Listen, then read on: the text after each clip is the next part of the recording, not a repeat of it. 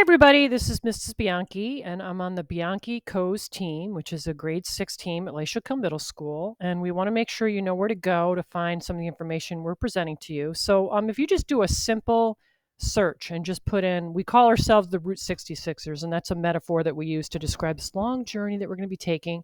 So if you just put this in any Google search, our website will come up. Now, when you go to the website, I already have it open over here. This is what the homepage looks like. And do know that I just converted what's called classic sites to the new sites, and not everything translated well. So I'm still in the process of cleaning this up. But the things that I want to point out to you that are really important for you to pay attention to as a parent is you want to pay attention to things like the slideshow that we're going to be looking at here in just a minute, the supplies list. If you're a new student to South County, you might not know what the supplies are. So if you click on this link, you can find out what the supplies are. There's a link that goes to the homework if you need the school calendar. There's a lot of goodies on here. So when you have more time, you want to scroll through and take a look at things. Now, there is something that I call a virtual classroom. And if you actually open it, so you might have to open it from Google Slides by clicking here. But many of the things are hyperlinks, and you can see if I hover over something. For example, this is a link that'll bring you right to ASPEN, and that's where we put all the grades. So if you want to know what's my average right now in math, this is where you're going to go to find that. There are links to get to the class website. That's right here. Whiteboards. Some of the resources that we use, for example, the science units that we're going to be doing come from Prentice Hall, and the first unit we're going to be doing is called Cells and Heredity, so the units can be found here. And by the way, the district, because of COVID, we didn't get all the textbooks back. We actually don't have enough.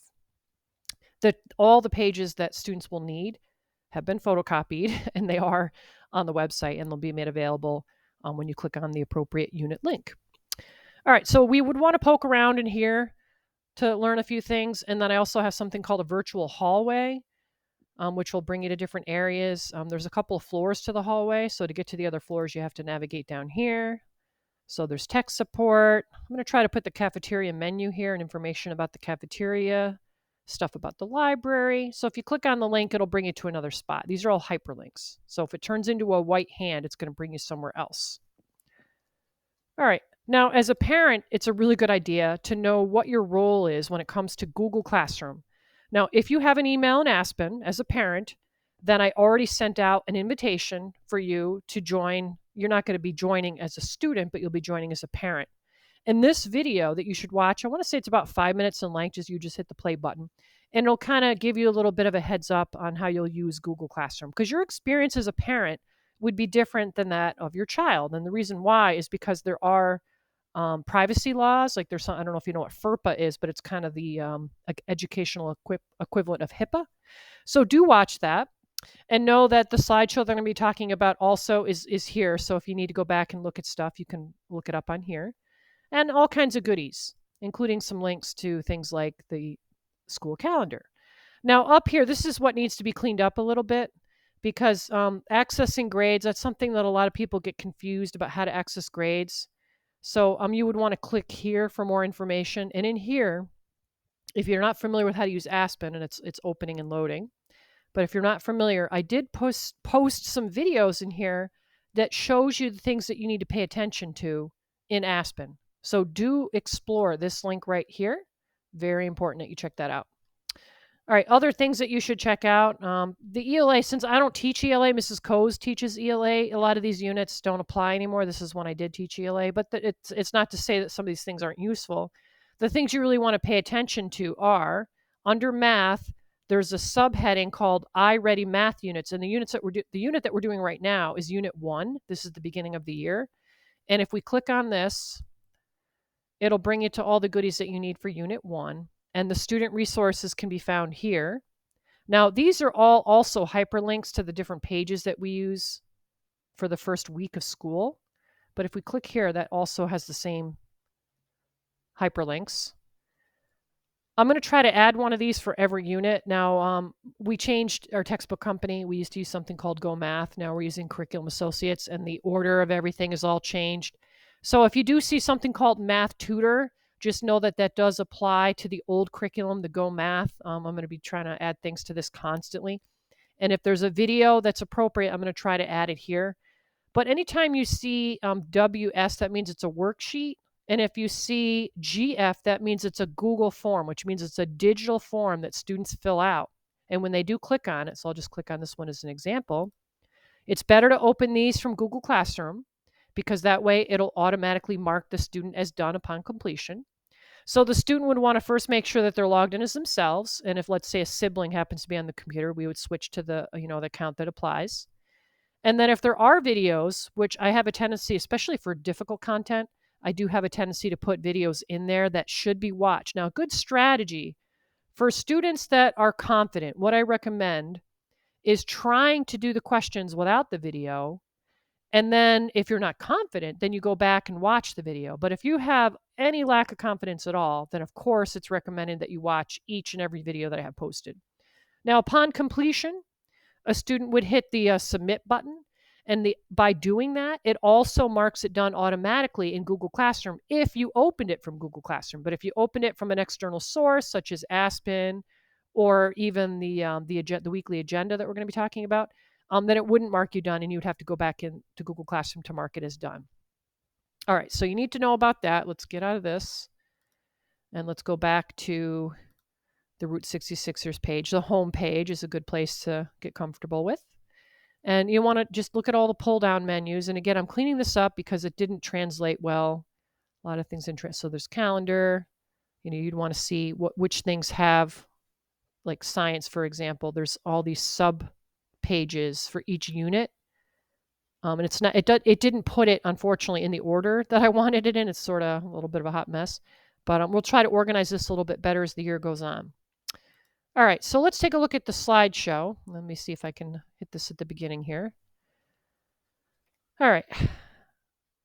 So one of the things that we do like to tell parents is about homework burnout. It's very common at the beginning of the year, especially because students are adjusting. There is more homework in grade 6 compared to grade 5.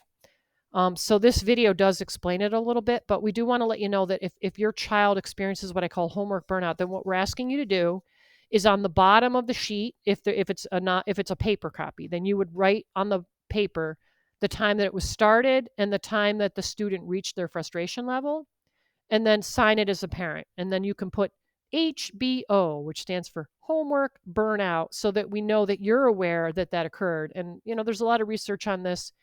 There's not a lot of learning happening when homework burnout has happened. So we want to let you know about that right away.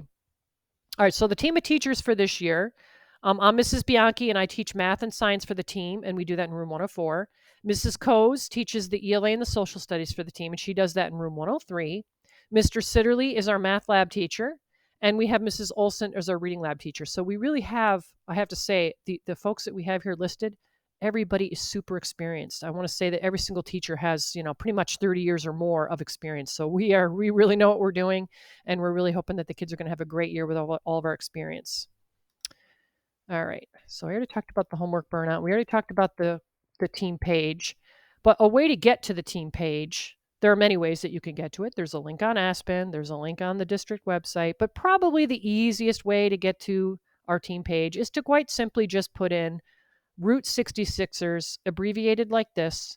And when you do that, you're going to see it listed as the top choice. You'll click on it and it'll bring you right to the page. It's probably the fastest way.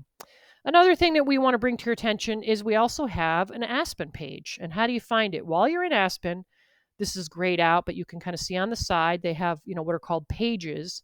And when you click on page directory, it'll bring you to something that looks like this. And you would just look for Mrs. Bianchi in the lineup. And if you want it to show up on the side here, then you can go ahead and hit the add button. And all that does is it puts it over here. If you don't add it, it's not like you don't have access to it. You'll have access to it. So when you click on that, it'll look something like this. You'll have the link to the Route 66ers page. And then if you scroll down, you would see the links to the homework, which is also available on the Route 66ers page. So just another place for you to go. Here's an example of what it looked like in June of 2020. Just check that out. Now, another thing to check out, and this is always available not only in ASPEN, it's posted as a weekly link, but it's also available on the Route 66ers page as homework. You want to look for what we call the weekly agenda. Now, this is the weekly agenda for the week that we're in right now, which is the week of the September 13th. And I would print it out. Now, keep in mind that if we have a fire drill or if more instruction needs to happen, sometimes we have to change things up a bit. So, as a good example, this is a difficult lesson, and I may not get to the whole thing on Tuesday, and I may change my mind and change up the homework. So, for that reason, you would want to access this. If you print it out on Monday, what I'm trying to say is that you should probably go back on Tuesday or Wednesday. I would check every day and look at it to see if there's been any updates. But it is a good idea to put it on the refrigerator with a magnet and compare it to what the child has written in the agenda book, because it should be pretty much the same thing, because we do give them time during homeroom to copy these things down into their agenda. But if they don't have time or they're at a dental appointment in the morning, everybody has access to this, parents and students alike, on the Route 66 Sixers page. All right, so you may be wondering, how often should parents be checking Aspen accounts? Now, really, it depends on the child. So we do recommend for all students a minimum of once a week. But if you're a parent and your child either has an IP or perhaps a 504 or has had any kind of academic difficulties in the past, we're recommending that you check daily. And be aware that we as teachers do have the ability to know the frequency of your Aspen visits. So we do get a little scared when we don't see that you're logging in and checking the grades. So please make sure that your parent Aspen account is active and running. And oh my goodness, the phone is ringing. So I'm going to try to hang up on that. And forgive me for that. That's really annoying because I don't want to start this whole thing over. Oh, maybe I'm going to have to because it's the hospital calling me. All right, so I'm going to stop this and then we'll do a part 2.